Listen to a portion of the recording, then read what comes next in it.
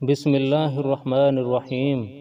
بیعت عقبہ ثانیہ کے بعد حضرت معاذ بن جبل رضی اللہ تعالیٰ عنہ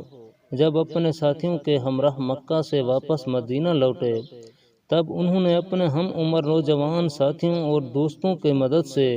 مدینہ میں یہ عجیب و غریب مشغلہ اپنایا کہ یہ لوگ رات کے اندھیرے میں خفیہ طور پر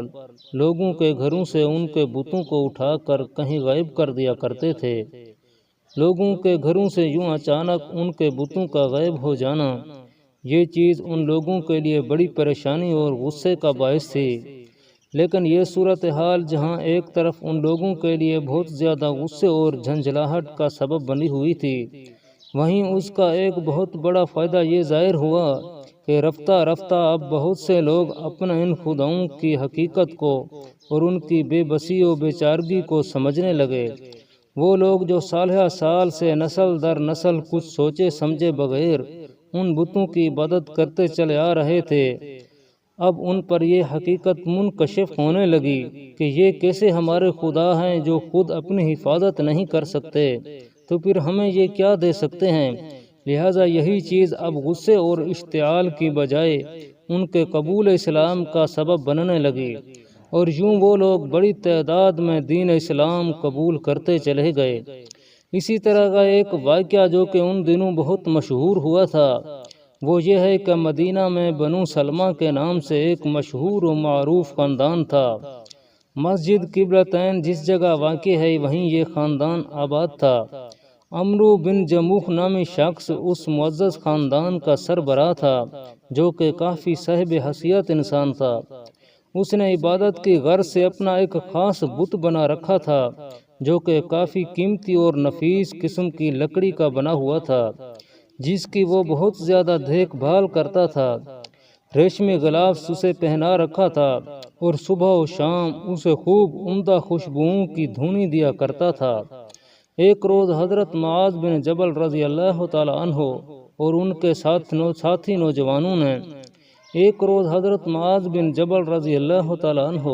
اور ان کے ساتھی نوجوانوں نے رات کے وقت موقع پا کر اس بت کو اس جگہ سے اٹھا لیا اور پھر اسے لے جا کر ایسی جگہ پھینک دیا جہاں اس خاندان کے لوگ کوڑا اور گندگی وغیرہ پھینکا کرتے تھے۔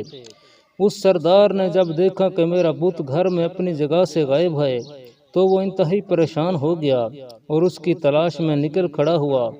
آخر تلاش کرتے کرتے اسے اپنا بت کوڑے کے ڈھیر پر اوندھے منہ پڑا ہوا ملا۔ تب اسے بہت زیادہ افسوس ہوا اور اس بت کے ساتھ ایسا سلوک کرنے والے پر اسے بہت زیادہ غصہ بھی آیا۔ لہٰذا وہ بت کی طرف دیکھتے ہوئے یوں کہنے لگا، جس کسی نے میرے اس خدا کے ساتھ یہ سلوک کیا ہے وہ برباد ہو جائے۔ اور پھر اسے وہاں سے اٹھا کر وہ اپنے گھر واپس لایا،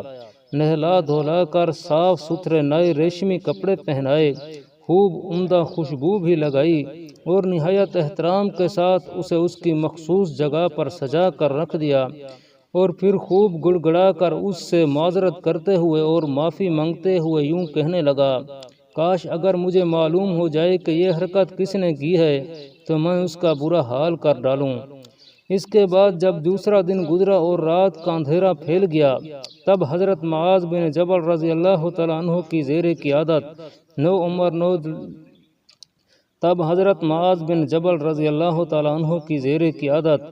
عمر لڑکوں کا وہی گروہ پھر اسی طرح چھپتا چھپاتا عمرو بن جموح کے گھر جا پہنچا، جہاں سے انہوں نے اس بت کو اٹھایا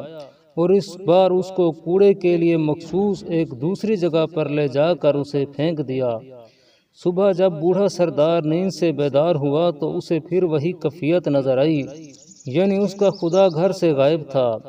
لہٰذا آج وہ پھر اس کی تلاش میں نکل کھڑا ہوا۔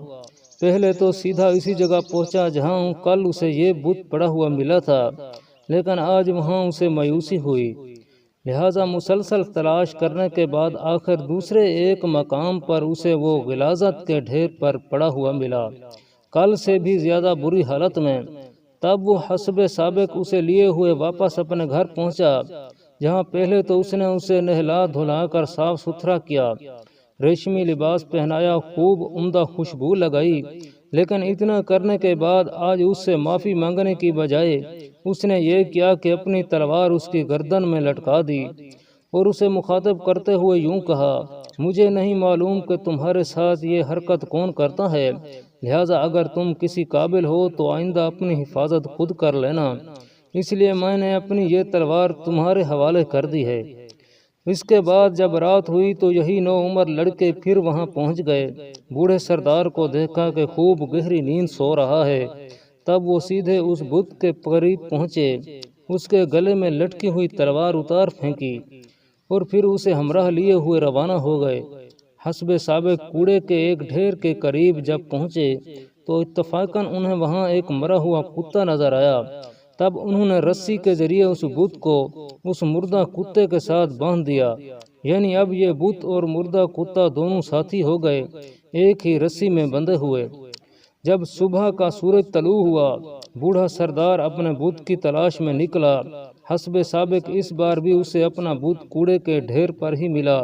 البتہ اس بار مزید افسوسناک منظر اس نے یہ دیکھا کہ اس کا بت اور کتا دونوں ایک ساتھ رسی میں بندھے ہوئے اوندے منہ پڑے ہیں،